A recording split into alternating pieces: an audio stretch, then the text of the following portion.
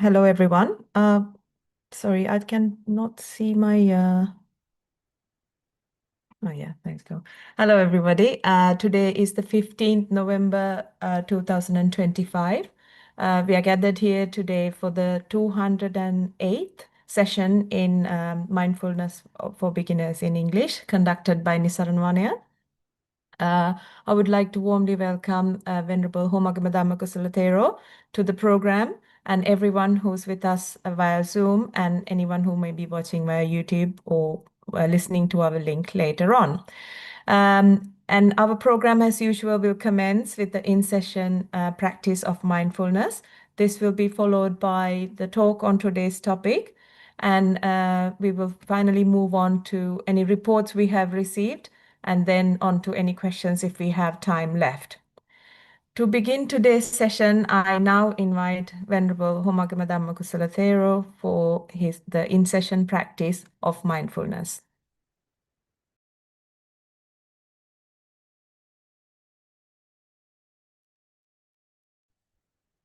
Thanks, Sonali. Hello, everyone. So today, to start the session, let's do a walking session, walking mindfulness practice. For this, feel free to turn on your video and participate more actively. We select some space where we can walk in a comfortable manner, and you can walk back and forth in the selected space. And while walking, you try to be present with the walking body.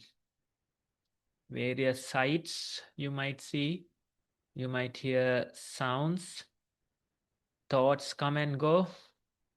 But among all these things, we try to be grounded, or we try to feel our walking body. We might feel the steps, we might feel the texture, temperature of the ground. We might feel which parts of our feet is touching the ground. That way you know you are grounded in your body. It's okay that you get thoughts. It's okay that you hear things, see things, but among all these things, we can repetitively be grounded in the walking body. That's what we are going to practice. So all of us, let's join for a walking session, and we can probably take around 15 or so minutes. Till you hear the bell sound, you can walk, and then you can come back to your seats.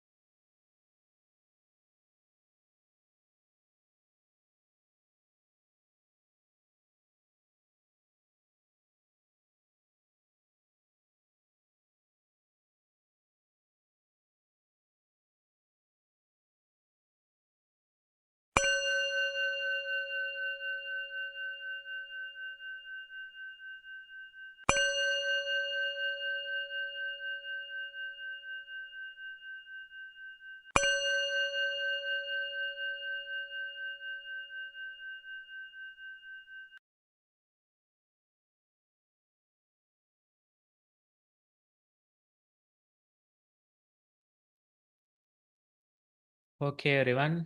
So that was about 10 minutes of mindful walking. Just to give you an idea, we encourage you to do daily mindful walking, and basically you walk in a comfortable manner and simply be grounded in your body. With that, Sonali, you can take over.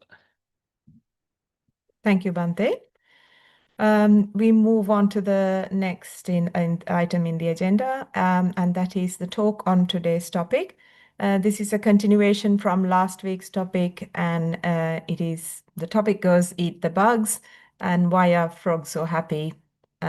Because they eat whatever bugs them, says the quote. To start the discussion again, I now invite Venerable Dhammakusala Thero again.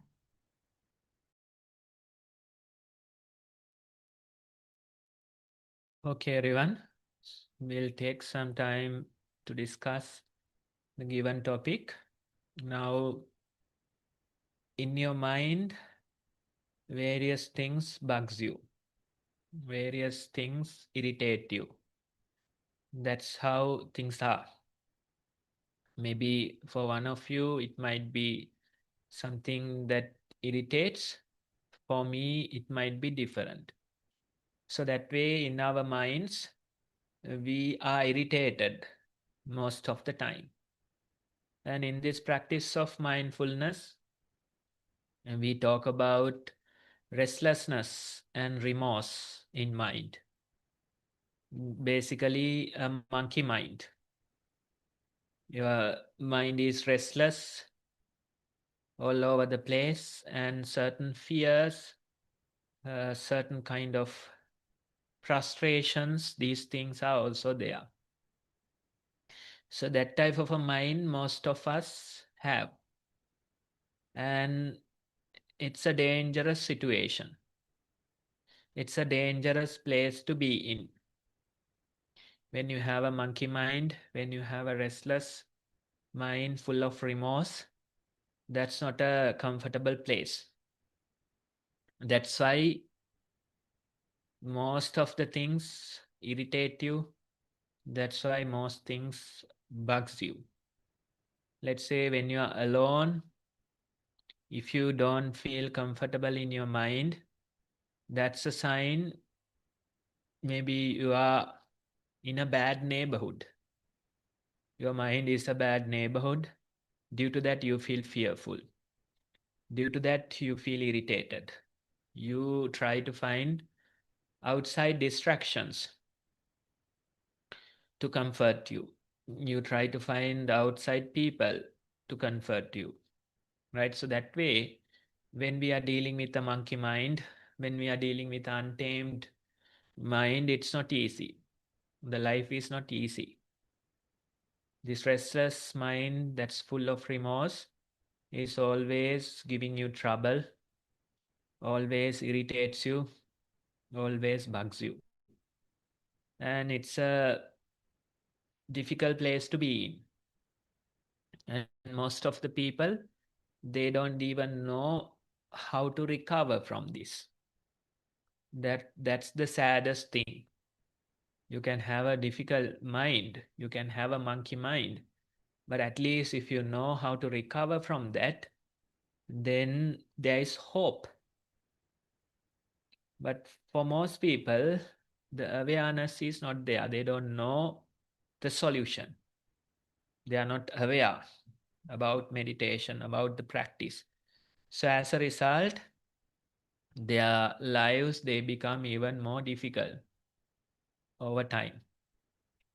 They go deep into their minds more and more, and suffering, various difficulties, mental illness, these things arise, right? So how to recover from this? That's the important thing. Now, in the Buddhist practices, there's a word called body awakening. Body awakening. Kayena cheva parama satchang satchikaroti. You awaken through the body, something like that, body awakening. Right? So what does this mean? In a way, we can explain it like this. Your body, it is already awakened. Body is always present. The body can't go to the past. The body can't go to the future. The body is always present. The body is already awakened. So if you can embrace that body, if you can bring your attention to that body, then you become one with that body. As a result, probably for a moment, for a second, your mind embraced Buddha nature. Or for a moment, you are awakened. But again, next moment, the mind becomes worldly. Thought processes come. Various future planning, they appear. The mind becomes worldly again. But again, you can catch that. You can bring your attention to the body. For probably like few more breath cycles, you can be with that body. Few more steps, you can be with that body. Again, for few breaths, few steps, you are awakened. Right? So this way, we can experience momentary awakening. Whenever our attention is with the body, we can say simply we are awaked. We are enlightened. Right? So that way, momentarily, we can maintain this. But repetitively, our minds become worldly time after time. That's okay.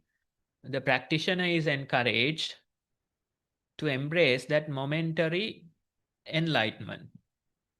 Momentarily, you can feel the Buddha nature. Momentarily, you can feel this awakened body. Right? So that way, momentarily, we can maintain this practice. It's okay that the mind becomes worldly in the next moment. You have the ability to again become awakened. That's the whole idea. So for a beginner, it is really encouraged to bring their attention to the bodily sensations. You can simply tell them, your body is already awakened. Your body is already enlightened. Whenever you stay with that body, you too are enlightened. You too are becoming a Buddha. Right? So that way, we can embrace this momentarily. Again, our mind becomes worldly. Again, it will tell, I have to plan my future. I have to go to work. I have to do this presentation. I have many family matters. That way, the mind becomes worldly. The mind doesn't appreciate the Buddha nature. The mind doesn't appreciate this body awakening. Time after time, it goes into thought processes. It perceives different problems. It creates fear, worry. That way, repetitively, it goes.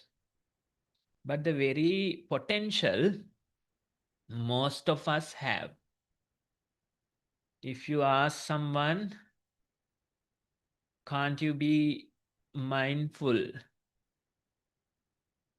for a single breath? Can't you be mindful for a single step? Most of the people, they can do it. For a single step, they can be mindful. For a single breath, they can be mindful. Momentarily, they can stay with the body. Next moment, it becomes worldly. That's their complaint. Most people, they come and complain. They say, I can't maintain this. That's true. That's true. But for a moment, for a breath, for a step, you can be with your body. So in a way, you already have that potential. The problem is that how to maintain this, how to repetitively bring attention to the body. That's a different matter. But most of us, we have the potential. If there are people who can't feel their breaths even for a single breath, if there are people who can't feel their steps even for a single step, probably very little. And most of them, they have severe mental difficulties. Due to that mental difficulty, they can't notice even a single breath. They can't be mindful for a single moment, right? So maybe or they are on medication, maybe they are suffering with severe mental illness. That's a different matter. But most of us, the commoners, we have the ability to be mindful for a moment. Our issue is that next moment again, the mind becomes worldly. Next moment again, the thoughts, various analysis, they appear. But you have to understand, you have the potential. Most of us, we have the potential. That's the important thing. We have the potential to embrace this Buddha nature for a moment. We have the potential to experience breathing for a moment. That's what matters. And how to maintain this, how to repetitively embrace this body, that's the whole path. Right? Now you are able to embrace your breath for a moment. You are able to experience the Buddha nature for a moment. Maintaining it, repetitively bringing your attention to the body, that's the whole training. You do many hours of training and gradually develop that capacity. But all of us, most of us, we have that potential. That's the important thing. Right? So whenever we are with our body, whenever we keep attention to our body, we are momentarily enlightened. Body awakening. We can feel the body for a moment. That body is already awakened. Right? So that way, we keep practicing. That way, we develop the path. And you have to understand, in our minds, we perceive this world differently. We have a unique way of perceiving this world. So our problems, whatever the things that bugs us, they too are unique to us. Not everything irritates all the people. That's not how it works. One thing irritates you, for me, it is not a problem. Right? So we have different ways of perceiving this world. And that's why we experience this world differently. We have our color glasses, sunglasses. According to the glasses, we see the world. If you are wearing blue color glasses, then you see a blue colored world. Right? So that way, you can see our experience of the world is difficult. What we experience in the mind is difficult. Right? There's a lot of variety, and it's difficult to talk about it. It's difficult to understand it. Right? But when it comes to the present moment, when it comes to the body awakening, when it comes to the enlightenment, all of us, in a way, we experience the same comfort. All of us, in a way, we experience the same peace. Right? So if you go into your mind, there's a lot of complexity, there's a lot of variety, and we have our own unique problems. But when we talk about the awakening, it's the same comfort, it's the same peace that we are after, right? So all of us, we can experience a similar level of peace. All of us, we can embrace the Nibbana. That is not different. That is not different to each and every person, right? So you have to understand, if you go into your mind, it's a unique place. You have your own problems. You have your own difficulties. So a lot of complexity is there. But when it comes to the present moment, it is simple. When it comes to the peace that's there in the present moment, it is simple.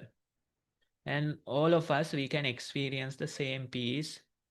We can experience the same simplicity, right? So that's one of the important things. No matter how unique our minds are, no matter how differently we experience the world, when it comes to the enlightenment, when it comes to the Buddha nature, it's the same. And you deserve to experience this peace. You deserve to embrace this peace that's there in the present moment. Now, when it comes to this practice of Dhamma, in a way, Buddha is explaining how we are perceiving this world, right? Two types are there, vitakka vichara. Initial thought, sustained thought. Initial thought is more like you direct your attention towards something. Sustained thought is more like you are experiencing that particular object, right? So that's how we perceive this world. And although we can say vitakka vichara, initial thought and sustained thought, that's how we can experience this world. Although it is the process is the same, the way we experience it could differ. For example, let's think about your way of thinking. Now, some people, they have what you call internal monologue. They have this inner chatter, right? So they keep talking to them. For example, you want to go to supermarket. You want to buy some stuff, right? So in your mind, you'll be saying, okay, I want to go to supermarket. I need to buy these things. I need eggs. I need these things, right? So that way you are planning in your mind. That's called internal monologue. You talk to yourself. You keep directing yourself with this talking, right? And this inner chatter, it could become really strong, and sometimes it could drive you nuts, right? It non-stop talking, non-stop commentary. There's no peace.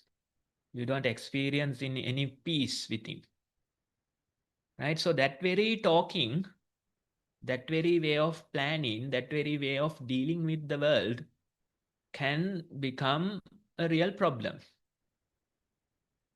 Now, when it comes to mental illness like schizophrenia, that type of a mental illness, those people, they hear a lot of voices. They even see visions that are not real. So in their heads, there are voices commanding them, asking them to do certain things. Then there are people that are not real, but they see them. They are always there telling them, giving them opinions, things like that, right? So that type of a mental illness, it's severe mental illness, and that could make people's lives very difficult because they don't know the reality, they don't know the concepts. They are in their mind a lot, and as a result, their lives, they become really difficult. Sometimes due to those commands, they harm other people. Maybe a mother suffering from such a illness might harm the child, the infant, because the voices commanded her, right? So that way you can see these internal monologues, they can go out of control and they can develop into certain mental illness. Somebody was telling a person who was having schizophrenia, strong medication was prescribed due to the difficulty, and that medication quieted this person's mind.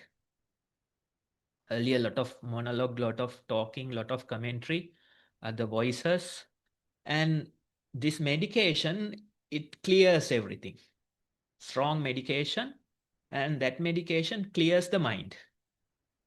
Now no talk, no inner chatter. But this person couldn't bear that peace, that silence. As a result, then this person got depressed, right? One extreme, the inner chatter non-stop, voices commanding. So given medication to counter that, and then due to the silent mind, the person got depressed, right? So you can see in one way, our minds are really crowded, lot of noise. In other ways, when the noise is not there, people get depressed. Even in our lives, we can feel that. That's why you don't like to be alone. When you're alone, you feel bored. You don't like the silence, right? You want to keep this engaged. You want to keep this busy. But for meditators, it's a blessing. They gradually develop the ability to let go of these voices, let go of these internal monologues, and simply be peaceful for a while. Simply be silent for a while. And a meditator, they gradually develop the ability to embrace that silence. Right? So you can see how that works. In one extreme, non-stop talking, non-stop internal monologues, voices commanding, demanding, those things. In other extreme, when the medication is given, when the mind becomes silent, that person can't bear that silence, getting depressed due to that silence, right? So this way, one way, internal monologue, inner chatter. Then, although it might be difficult for you to believe, there are some people in this world who doesn't have internal monologue. Now, for me, it's difficult to understand because I have internal monologue within me. But maybe in the audience, maybe some of you, you might not have internal monologue or the inner chatter within you. Right? So you can see we deal with this world in a different way. And those type of people, maybe they are visually, they plan, they engage this world visually. For example, our earlier example, if when they want to go to the supermarket, they don't simply create a list in their mind. Instead, they visualize the things that they want to buy.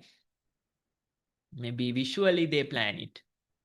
They want tomatoes. A picture of tomatoes might come to their mind. They want eggs. Eggs might come to their mind. So that way, they plan it visually. No internal monologue is there, right? And even deaf people, they haven't heard words, they haven't heard noises in their life, right? So instead of planning or instead of having internal monologue, they have some kind of a visual inner voice, right? Deaf people, they see the movements of the lips. That's how they understand the words. That's how they experience it. So they don't have the sounds inside them in their minds. They simply visualize the movements of the lips or the sign language, right? That's their visualization, right? So that way they engage with the world. That way they plan in their mind. So you can see we have our unique ways of experiencing, dealing with this world. We can bring more awareness to it and see how we are dealing with these things. It's a good practice to be aware. Be aware and see whether you have internal monologue. Be aware and see whether you are planning dealing with these things visually. Bring awareness and see how you deal with these daily encounters, right? So that way we have to understand our minds, they are quite unique. A lot of complexity is there in the minds, right? So when we try to understand, when we try to experience those things, it's not easy. It's a difficult task. But when we talk about the simplicity of the present moment, when we talk about the peace that's there in the present moment, that's common to us and that's simple. So in the meditation, in report writing, reflection reports, you can see the whole effort, the whole guidance is simply to bring more and more priority towards the present moment, to encourage people to bring their attention to the present moment more and more. If we encourage them to go into their minds, then that's not healthy, because it could be a dangerous place and nobody else can understand that place, right? So that's why when writing a meditation report, when giving answers, you can clearly see the priority is the present moment. Thought processes you can include in the report, but that they are not the priority. And maybe like a couple of months ago, this person came for meditation and that person said, Bante, I am getting medication for some mental issue. And the doctor, he suggested not to do any deep meditations, right? So he is asking, Bante, are we doing deep meditations here? That was his question. So I told him not to worry. We are doing simple meditation. We don't do any deep meditation, right? We try to be present. That's all we do, right? If there is any complexity, we try to get rid of that. When you walk, simply embrace the walk. When you sit, simply embrace the breathing. When you do other daily activities, simply embrace that. That's what we encourage, right? Not going deep into your mind, that could be a dangerous place, right? We simply try to come to the present moment, which is simple, which is common to all of us. That's the whole idea. So in a way, the doctor, he was right suggesting not to do any deep meditations. The meditation world, most of the methods are misleading. Those things drive people into madness. They develop more and more complexity in the mind. And as a result, they are driven into madness. So doctors get to see many people who has gone crazy due to meditation. Right? So that's why they say not to do any deep meditations. Better do something simple. Right? So in our practice, we are not encouraging people to do deep meditations. We are simple. We simply embrace the present moment. When you walk, can you be aware that you're walking? That's the utter reality. Right? If you deal with a concept, then that could be dangerous. If you deal with the reality as your meditation object, that's much easier. That's much simple. Right? That's why Buddha encourages us to start with a reality, or in a way, rupa karmasthana. That means bodily sensation. That's where Buddha encourages to start your practice. And when you deal with reality, although it could be a bit difficult, although there is friction in the reality, it is simple and you can manage it. When you go into the concepts, when you go into the complexity of this mind, it's not easy.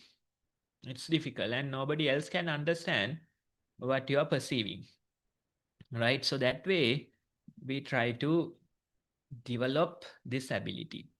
And let's say when you continue your practice, when you bring more awareness into your daily life, you can really see these different ways of perceiving this world, right? Maybe internal monologue.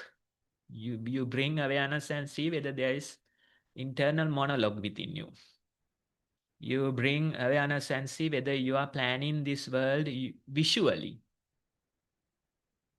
You bring awareness and see whether you have a different way of perceiving this world, right? So that way we develop awareness. And how to deal with these things, that's the important thing. How to deal with internal monologue, how to deal with these thought processes, how to deal with these visual auditory objects. That's important, right? I have done a research about the philosophical teachings on these things, and maybe even some psychological teachings, but no method explains this process clearly as the Buddhist practices.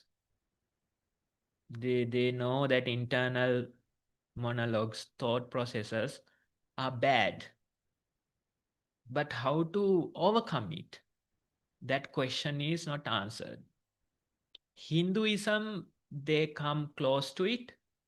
They say that inner chatter, internal monologues, these things, they are certain things that you have to, certain friction that you have to feel initially.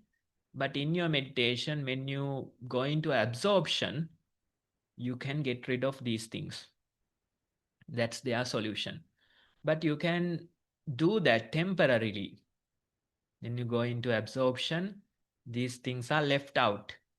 But again, when you come to the real world, again, the internal monologues appear. Thought processes appear. Especially concentration practitioners, people who are doing this absorption meditation. I have met a couple of them, and they, although they feel certain periods of peace without internal monologue, when they come into the reality, their minds are really crowded, really noisy, right? So they struggle in their daily life. And again, they go back and get rid of these inner chatter or thoughts for a short period. Again, they come back to the daily life. Again, the noises appear. Again, the mind becomes really crowded, right? So they are trying to hold on to one extreme, and naturally the other extreme follows. They try to hold on to the silence, and the noises follow. They try to hold on to the emptiness, and the crowded mind follows, right? So that way, simply getting rid of them for a short time, that's what the Hinduism recommends, but that's not a permanent solution. Again, when you come to the real world, again these things appear. But in the Buddhist practices, you can clearly see how to deal with these thoughts, how to deal with these internal monologues, how to deal with these inner chatter, right? So there's this passage that teaches about this, and if I simply put it, it says, knowingly they arise, knowingly they stay, knowingly they cease. These thoughts, they arise knowingly. These thoughts, they stay knowingly. These thoughts, they cease knowingly.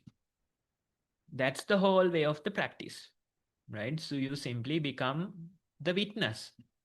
You simply witness how these thoughts arise, how these internal monologues arise, how the inner chatter is there, right? So you witness it, you witness how they are arising, you witness how they stay, you witness how they cease. That whole witnessing part is the permanent solution. If you want to really get over these things, then that's the way. Gradually, you develop the ability to be aware of these thought processes. The content of these thought processes, it doesn't matter. What matters is that whether you are able to be aware of these thought processes, right? Sometimes these thought processes are really strong, sometimes they are weak, but gradually when you keep practicing, gradually you will develop your mindfulness up to that level, and you will be able to knowingly allow them to arise, knowingly allow them to stay, knowingly allow them to cease. And that way of practice, in a way, you become the witness. In a way, you disclaim the ownership to these thought processes. Without knowing mindfulness, you can't really disclaim that ownership. Most people, the worldly people, they identify with these thought processes. They identify with these voices. After killing an infant child, the mother is weeping, saying that voices commanded me. The voices told me to kill my infant, right? So identifying with those voices, simply surrendering to those voices, that's what the worldly people will do. But the meditator, they gradually develop the ability to uplift their mind. They develop the mindfulness, and as a result, they can disclaim the ownership to them. The voices could be there, the thoughts are there, the internal monologues are there, but still you don't have to claim ownership to them. You allow them to arise knowingly. You allow them to stay knowingly. You allow them to cease knowingly. That's the whole practice when it comes to these things, right? So that's it. That's it for the day. And thank you for listening.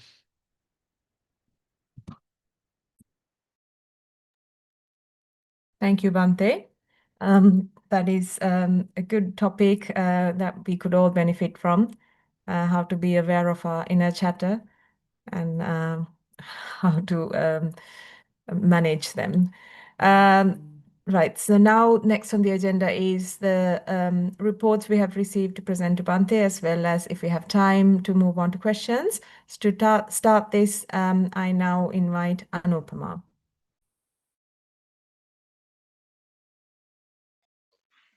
Thank you, Sonali. I hope you can hear me.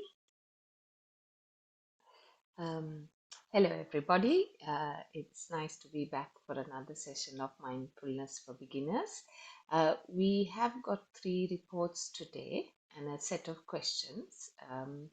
Also, we tend to usually recap on how, if there are any newcomers to the group, or if there are people who've been here before but would like a recap on how to kickstart your mindfulness journey. Um, Usually, Sonali will post in the chat the links to the videos for walking, mindful walking, and for mindful sitting, and how to submit a report, the links for the email and the website, etc. Sonali, shall I proceed with? Yeah, I can see it now on the screen for sharing. So as you can see in front of you, there are 2 links, one for the YouTube videos for mindful walking and mindful sitting. We invite you to watch these and familiarize yourself with how to start your practice. Once you've done that, allocate a small time daily to practice mindful walking and sitting. And when you have completed 2 hours of each practice in total, we invite you to write a report. When you do write a reflection report, you can present it as a question or a statement. You can write it under titles such as mindful walking, mindful sitting.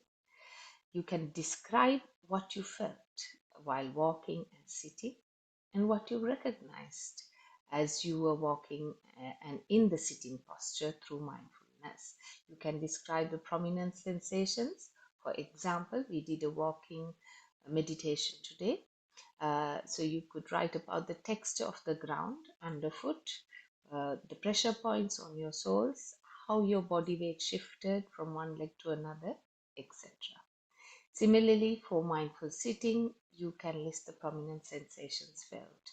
Again, the pressure points where you're sat, on your cushion or on the ground, the movement of your nostrils or the sensation of the breath going in and out, and the movement of your abdomen, etc.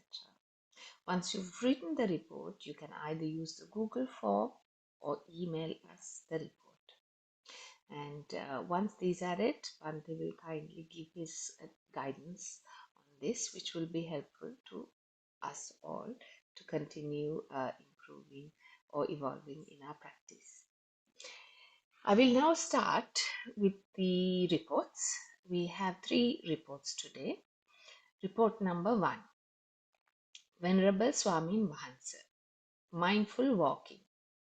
Thought that I was born in this morning and started to walk with a fresh mind. But no sooner I came across same old proliferation. I scared my mind, saying things about samsara. With much difficulty, drew attention to soles of the feet. Felt roughness. Morning was rather heavy with work. Little time to meditate. So, extended meditation further even after the alarm rang. Most of the time. Thoughts were in the mind mainly with one-sided conversation with a favorite friend. In my mind, I tell that person various things in detail. But when I meet that person, rarely even, I hardly talk to that person. Mindful sitting. After the battle with proliferation in walk, sat down to meditate. Observed posture. Belly movements came to action. Various thoughts came. It has been 2 years with meditation. but still can't meditate properly, I thought, maybe due to karma. Am I addicted to think? I thought. I have a great desire to meditate, but sometimes, rather most of the time, I fail, can only observe three motions. Happy though. By the way, eventually I realized that when I was typing this email, not a single thought appeared. Oh my gosh. End of report number 1.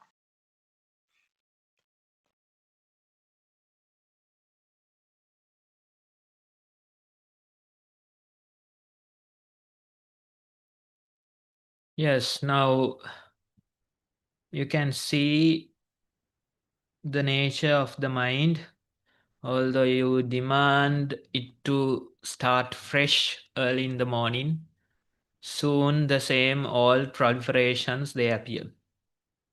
Again, you become the same old person, right? So for the moment or momentarily we can experience a fresh mind, but again it becomes this old mind or worldly mind. That's how it is.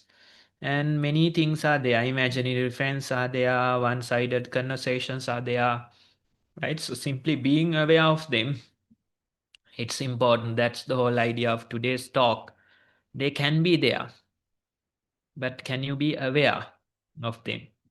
According to your statements, you don't have that potential developed. When you say the word meditation, you can say that it has been 2 years for my meditation, yet I can't meditate properly. That's true if you use the word meditation. But let's say when you use the word mindfulness,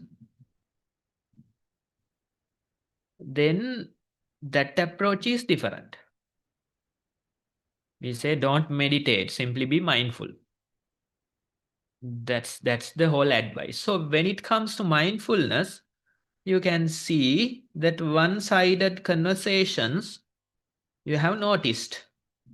So that's an achievement. That's a result of mindfulness. Imaginary friends, that's also you are witnessing. Same old proliferations, you are simply witnessing, right? So mindfulness, it can't go wrong. Meditation, it can go wrong, right? So use the word mindfulness instead of meditation. If you replace the word word meditation with mindfulness, then you simply be aware. One-sided conversations, you are aware. Same old proliferations, you are aware. Imaginary friends, you are aware. That very awareness is your practice. Right? So when it comes to the word mindfulness, you can't get it wrong. Meditation, you can get it wrong. Mindfulness, you can't get it wrong. So that's the whole idea, right? So if you replace the word meditation with mindfulness, then you are simply witnessing these things. Due to the mindfulness, you can complain about it. Otherwise, how could you complain? Right? If you haven't noticed these things, then there won't be any complaints. Before introducing the practice, there were no complaints because you weren't aware of these things. Now you are complaining as a result of the very practice. Right? So don't use the word meditation. Use the word mindfulness. And you might not be mindful of the breath continuously. That's a single object, no? Mindfulness of breath, right? That could be only for 3 breath cycles. That's fine. But mindfulness of one-sided conversations, mindfulness of imaginary friends, mindfulness of same old proliferations, mindfulness of all the doubts, complaints in your mind. You are doubting the very practice, you are complaining, you have remorse, right? All those things are there. Simply being aware of these things would be your practice. That doesn't mean we are forgetting the entire body. That doesn't mean we are forgetting the breath. That doesn't mean we are forgetting the steps. That's not what we do. Instead, in between these things, we can return to the breathing, embrace the breathing. But again, the mind goes, one sided conversations appear. Again, you can simply be aware of that conversation. Right? So, for many people, it doesn't feel like meditation. Bante, is this a meditation? I don't feel like it. That's their complaint. Probably true. But if you want to go further, the whole idea would be simply to be mindful. Right? So all these complaints, they become part of your very mindful practice. Due to that mindfulness only, you can complain about these things. Otherwise, you didn't even know that they were there. Right? So that's the very advice. Use the word mindfulness instead of meditation. Don't meditate, be mindful. And mindfulness, you can't get it wrong. Thank you, Bante. I will now proceed to read report number 2. Venerable Swamin Wahanse, on Friday afternoon, after the failure of meditation in the morning, I did a nice walking meditation. By the end, I noticed that some thoughts disappeared. Did a sitting cause I needed to explore more. Thoughts appeared and disappeared. I could only see the end. When there were no thoughts in mind, I could hear some noises and little pains. I felt drowsy, sort of like dozing off. Felt the pulse. No one-sided conversations as before. Very peaceful, calm and silent within. Sometimes songs popped up, but when I focused my attention on that, it also faded away. When the meditation was over after 35 minutes, I went out of the seat. The surrounding things appeared so clear, like a mirror. This is the completion of my assignment for this week. Utum Swamin Wahanse. Teruvan Saranai, Utum Swamin Wahanse. End of report 2. That's from the same person, is it? Both the reports. It has come as a separate report. It doesn't say it's the same person, but Yeah, you have to connect the dots. It says yes, after the failure in the morning. yes, Right. exactly. Yes, that's fine. Same advice. Here also you can see the same type of complaints. Failure. So the failure was a success.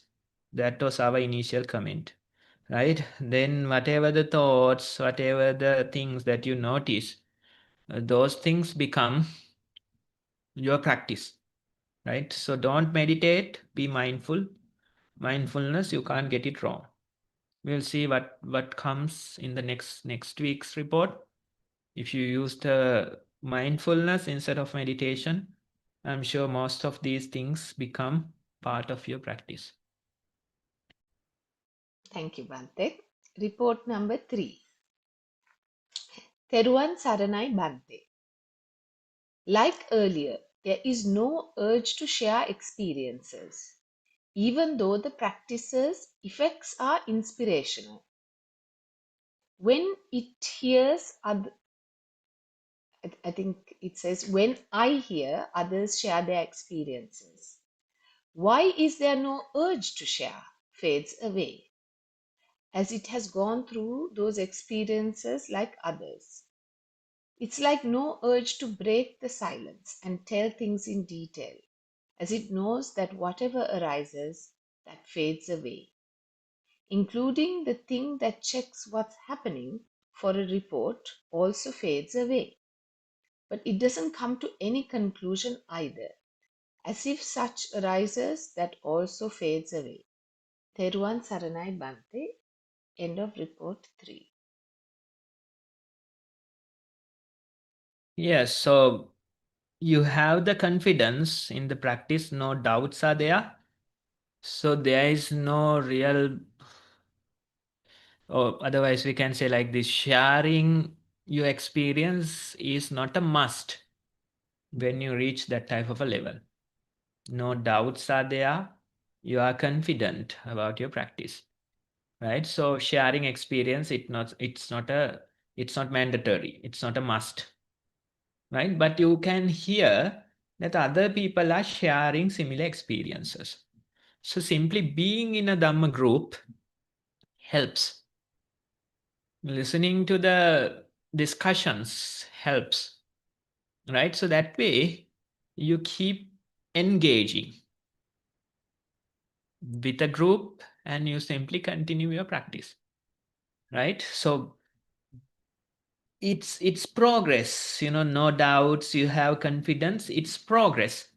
But what happens to most people is that they simply give up participating, and eventually they give up the meditation as well. And after going a whole big round, they come back to their starting position, the usual worldly mind, right? So that you have to avoid. How to avoid that?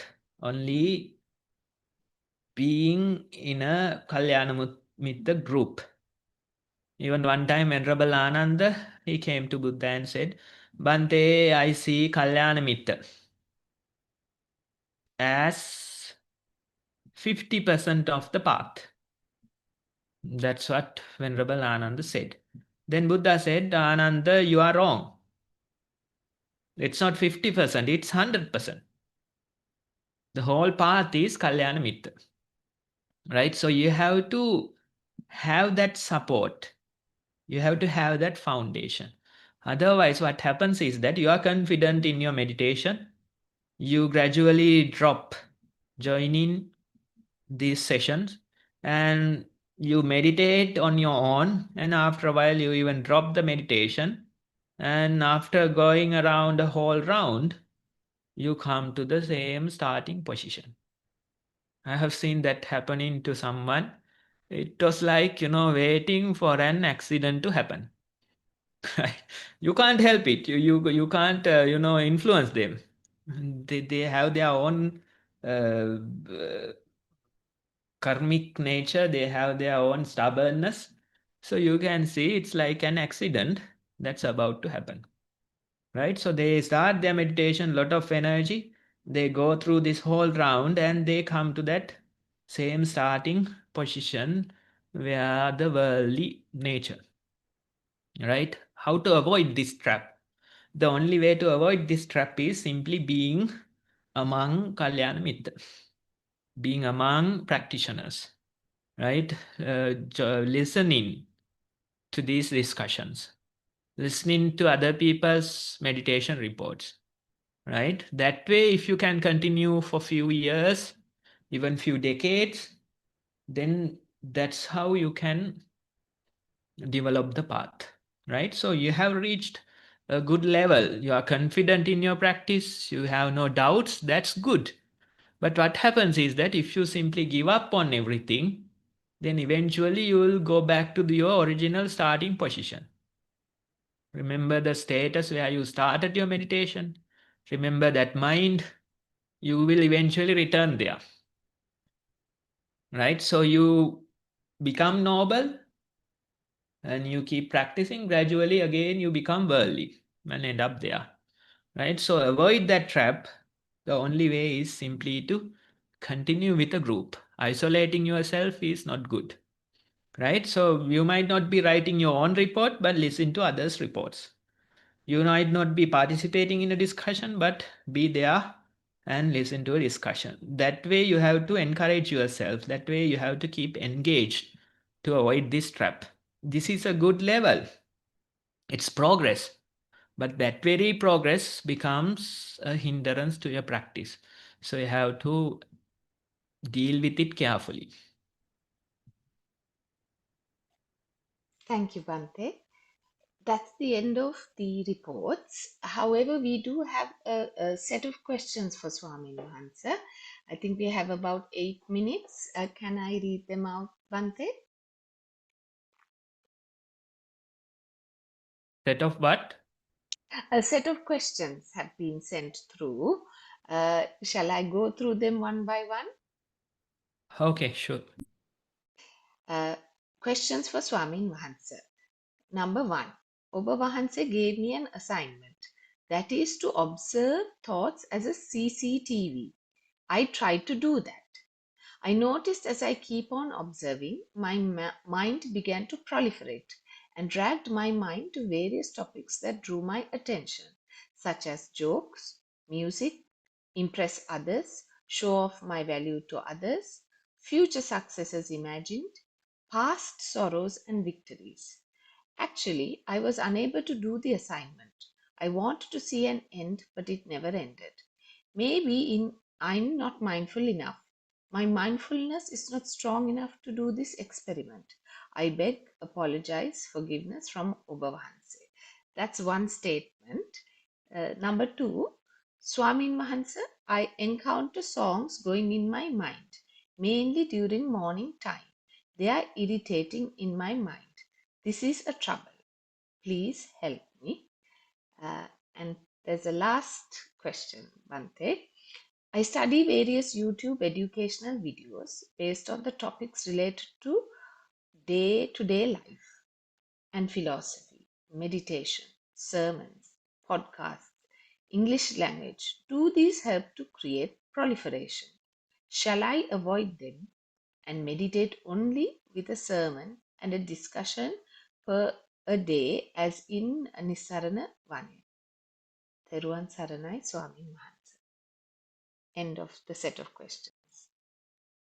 Yes, so thank you for sharing those set of questions, but we don't plan to give a set of answers, right? Instead, you can keep these questions open and simply experiment with them, right? My answers won't suit you. My answers won't solve your problems, right? So you have to figure out your own answers. That's the way. So in a way, they say that understanding the question is the way to get the answer, right? So you have a set of questions. That's a good start. Now keep those questions open and continue your experiment. And this is only after a couple of weeks or 1 week, no? See after a couple to 3 weeks what happens. After 4 weeks, what are the answers to these questions? After 5 weeks, 6 weeks, after a couple of months, after a couple of years. That way you have to keep the questions open and figure out your own answers. In a way, we are not trying to answer really. We are simply trying to understand the question. That's what we do. Imagine if we answer these questions and close them today. Next week, there'll be a fresh set of questions, right? That's how questions multiply, right? So don't let them multiply. Instead, simply keep them open. When you are not solving them, they don't have a chance to multiply. Even somebody, probably a week ago, he came and said, Bante, I have so many problems now. Due to that, I can't pay attention to single problem. Right? So that's progress. Right? Imagine if you have a single problem from early morning, waking up to till when you fall asleep at night, you think about that very problem. Right? Now, many problems now can't really pay attention to one. Right? That way of living is very nice. That way of living, if you find that proper rhythm, it will be less stressful. You have many questions, you can't pay attention to a single one. Otherwise, give a single problem to someone, they will keep thinking till they solve it, right? So in a way, we like to have many questions, many problems, and we keep them open. We are not trying to solve them, right? Instead, let them be. And most of the questions, they find their own answers. They say this bugger is not answering me, so I'll figure out my own answer. Right? So that way the questions will solve themselves. instead of us solving them. The problems will solve themselves, right? That's the way to live. Otherwise, you solve a problem today, tomorrow there'll be a couple of problems. You solve them day after tomorrow, there'll be like 4 problems, right? So you have to be skillful in this.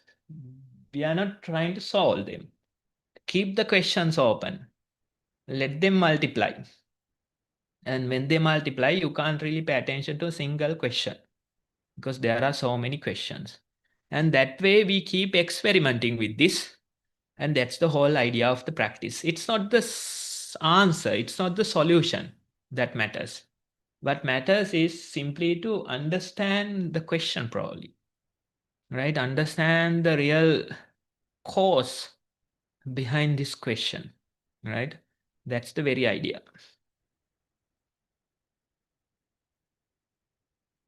Thank you, Bante. I think, Sonali, we have a couple of minutes. Should we invite more questions? Yep. Yeah, one more question. We have time. If you would like to put your Zoom hand up, we will invite you to unmute yourself, please.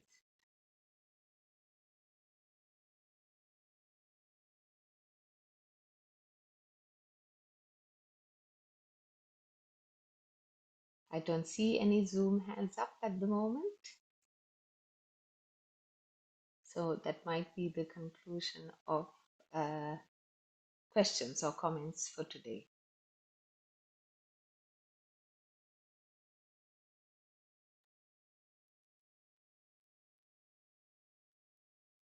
Thank you, Anupama.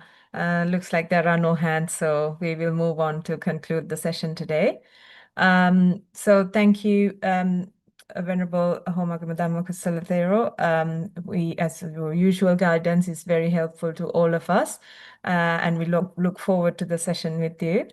And also, we can't forget the Chief Abbot of Nissaranavanaya, Venerable Udayiriyagadhamma Jiva Mahathero, whose idea was to initiate this program. So may this merit help them both improve their own practice as well.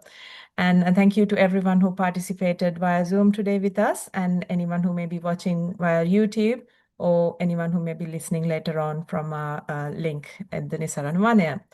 Thank you to all the organizers who are working really hard behind the scene to get the program to you every week. And I now, yeah, thank you.